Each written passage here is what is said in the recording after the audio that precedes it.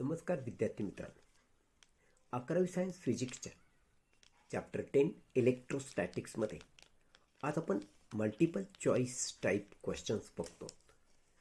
Question number 1 बघा. A positively charged glass rod is brought close to a metallic rod isolated from ground. The charge on the side of metallic rod away from the glass rod will be. 4 option आहेत. हा glass rod आहे जो की positively charged आहे. त्याच्या शेजारी आपण एक मेटॅलिक रॉड ठेवला, तो याच्या क्लोज आणला, तर ह्या रॉडच्या या साईडला म्हणजे अवे फ्रॉम ग्लास रॉड कोणता चार्ज असेल. तर तुम्हाला माहिती आहे इथं जर पॉझिटिव्ह चार्ज आहे तर डेफिनेटली या मेटॅलिक रॉडच्या या साईडला निगेटिव्ह चार्ज असणार, कारण पॉझिटिव्ह आणि निगेटिव्ह एकमेकाला अट्रॅक्ट करत असतात. मग इथं जर निगेटिव्ह चार्ज आहे तर याच्या या साईडला पॉझिटिव्ह चार्ज असणार. म्हणजे आम्हाला जो प्रश्न विचारला की या ग्लास रॉडच्या अवे फ्रॉम दिस साईड कोणता चार्ज असेल. अवे फ्रॉम दिस साईड म्हणजे ही साईड. ग्लास रॉडच्या अवे फ्रॉम दिस साईड म्हणजे ही साईड. म्हणून आपण त्याचं उत्तर लिहिलंय बघ. Same as that on the glass rod and equal in quantity. म्हणजे हाच इथे असणार आणि इक्वल क्वांटिटीमध्ये असणार. म्हणून ऑप्शन ए निवडलेलं आहे.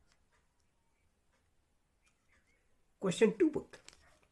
An electron is placed between two parallel plates connected to a battery. If the battery is switched on, the electron will be 1, 2, 3, 4 option तुला दिले, त्यातलं कोणता.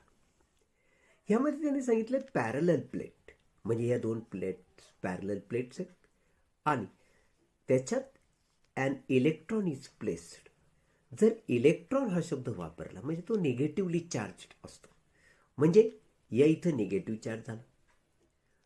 निगेटिव्ह आणि पॉझिटिव्ह एकमेकाला अट्रॅक्ट करत असतात हे तुम्हाला माहिती आहे. म्हणून option A electron will be attracted to the positive plate. म्हणजे हा इलेक्ट्रॉन या प्लेटकडं अट्रॅक्ट होणार असा त्याचा अर्थ. म्हणून ऑप्शन ए आपण निवडलं. क्वेश्चन नंबर 3 बघ. ए charge +7 microcoulomb is placed at center of two concentric spheres with radius 2 cm and 4 cm respectively. The ratio of the flux through them will be. हा रेशो नेमका कोणता तुला काढायचा आहे. According to Gauss's law, the flux of the net electric field through a closed surface equals the net charge enclosed by the surface. जो enclosed surface आहे त्यामध्ये net charge किती आहे तितकाच इलेक्ट्रिक फ्लक्स त्यामध्ये तुम्हाला असणार, तितकाच फ्लक्स त्यामध्ये असणार हे निश्चित. हे गॉस लॉ आम्हाला सांगतो. आता हे दोन कॉन्सेंट्रिक स्पियर्स असं सांगितलेलं आहे, म्हणजे दोन्ही स्पियर्सचा सेंटर एकच आहे आणि त्या सेम सेंटरमध्ये चार्ज सुद्धा सेम आहे, 7 मायक्रोकुलम.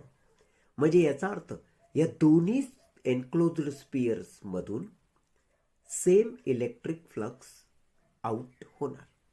म्हणजे याचा अर्थ जर आपण फ्लक्सचा रेशो घेतला तर तो सेम येणार, कारण 2 सेंटीमीटर रेडियस असणाऱ्या स्पियरमधून आणि 4 सेंटीमीटर रेडियस असणाऱ्या स्पियरमधून same electric flux out go होणार. म्हणजे सेम फ्लक्स बाहेर पडणार. म्हणजे याचा अर्थ रेशो त्याचा 1:1 असणार. म्हणून ऑप्शन सी 1:1 हे त्याचं उत्तर असेल. क्वेश्चन 4 बघ. 2 charges 1 coulomb each are placed 1 meter apart in free space. The force between them will be. हे 4 ऑप्शन. आता तुम्हाला माहिती 2 चार्जेस 1 कूलम each म्हणजेच Q1 आणि Q2 हे दोन चार्जेस जर मानले तर दोन्हीही 1 कूलम इतके आहेत. आता सेपरेटेड 1 मीटर म्हणजे R is equal to 1 metre आहे. आम्हाला एक गोष्ट माहिती आहे, 1/4πε0 ची किंमत असते बघ 9 × 10⁹. मग आता फोर्सचा फॉर्म्युला लिहा. फोर्स इज इक्वल टू काय असतं, 1/4πε0 into Q1 Q2 upon R². मग 1/4πε0 ची किंमत आहे 9 × 10⁹. Q1 आहे 1, Q2 पण 1 म्हणजे 1 × 1 आणि R सुद्धा 1 म्हणजे 1चा स्क्वेअर सुद्धा 1. सो 1 × 1 1 अपॉन 1चा स्क्वेअर 1 म्हणजे 1/1 शेवटी 1. या 1ने जर 9 × 10⁹ ला मल्टिप्लाय केलं तर प्रॉडक्ट येणार 9 × 10⁹ न्यूटन. हा फोर्स आहे म्हणून N. म्हणजे याचा अर्थ option B is the correct answer, 9 × 10⁹ newton. Question number 5 बघ. 2 point charges plus 5 microcoulomb are so placed that they experience a force 8 × 10⁻³ Newton. They are then moved apart so that the force is now 2 × 10⁻³ Newton. The distance between them is now. म्हणजे सध्याचं त्यांचं distance किती असलं पाहिजे. हे 2 point charges आहेत 5 मायक्रोकुलमचे. त्यांच्यामध्ये सध्याचं जे डिस्टन्स आहे त्या डिस्टन्सला फोर्स 8 × 10⁻³ न्यूटन आहे. नंतर हे पॉइंट चार्ज थोडे मूव्ह केले, अपार्ट, दूर केले एकमेकापासून, तेव्हा त्यांच्यामधला चार्ज झाला 2 × 10⁻³ न्यूटन. मग आता हे सध्याचं डिस्टन्स किती असेल. हे 4 ऑप्शनपैकी एक निवडताना आम्हाला व्यवस्थितपणे ते सॉल्व्ह करून बघितलं पाहिजे. 2 पॉइंट चार्जेस आहेत प्लस 5 मायक्रोकुलमचे म्हणजे Q1 Q2 झाला, दोन्हीही इक्वल आहेत, प्लस 5 मायक्रोकुलमचे. सुरुवातीला त्यांच्यामध्ये फोर्स तो होता 8 × 10⁻³ न्यूटन. नंतर ते एकमेकापासून दूर केले तर तेव्हा फोर्स झाला बघ 2 × 10⁻³ न्यूटन. म्हणजे F1 झाला 8 × 10⁻³ न्यूटन आणि F2 झाला 2 × 10⁻³ न्यूटन. प्रिव्हियस डिस्टन्स म्हणजे सुरुवातीचं डिस्टन्स जर आपण R1 मानलं तर न्यू डिस्टन्स R2.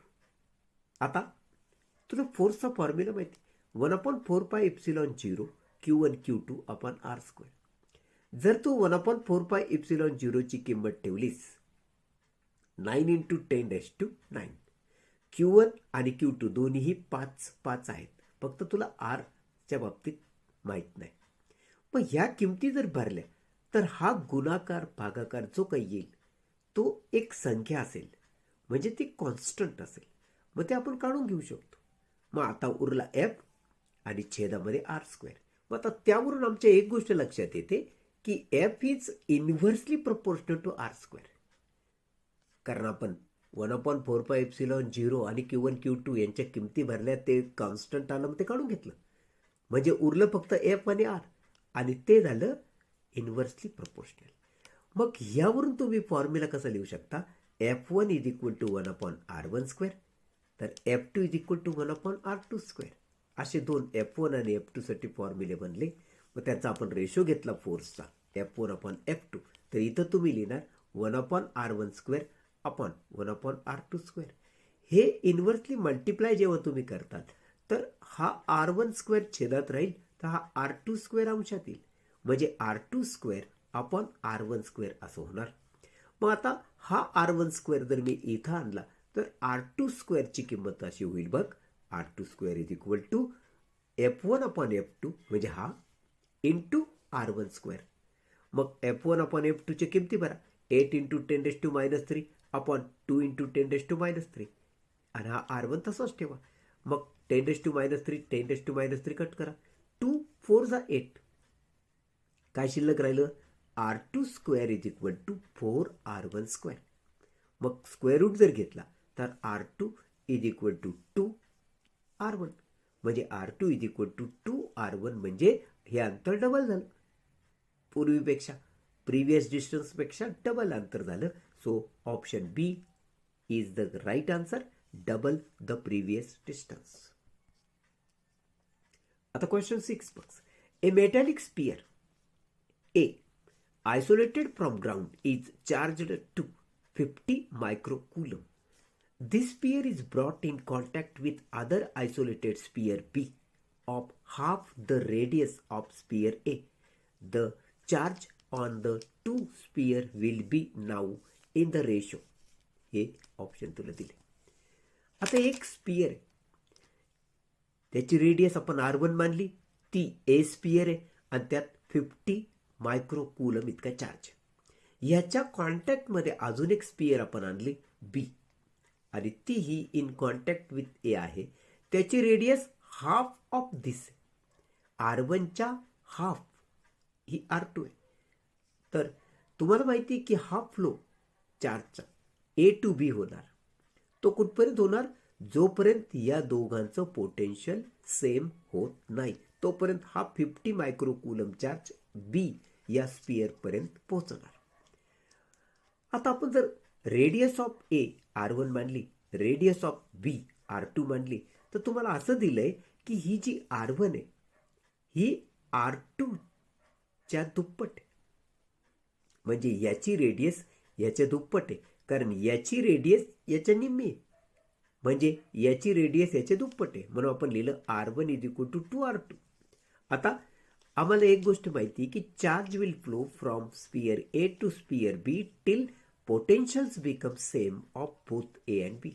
म्हणजे potential V A is equal to potential V B. पोटेन्शियलचा काय फॉर्म्युला आहे? 1/4πε0 into Q A upon R1 is equal to 1/4πε0 Q B upon R2. मग 1/4πε0 या साईडचा आणि 1/4πε0 राईट साईडचा जर आपण कट केले तर इथं उरला Q A upon R1 is equal to Q B upon R2. मग जर आपण Q A is equal to हा R1 या बाजूला नेला तर R1 upon R2 into Q बी असं होणार. आणि R1ची किंमत जर आपण 2R2 ठेवली तर हा R2 कट होणार.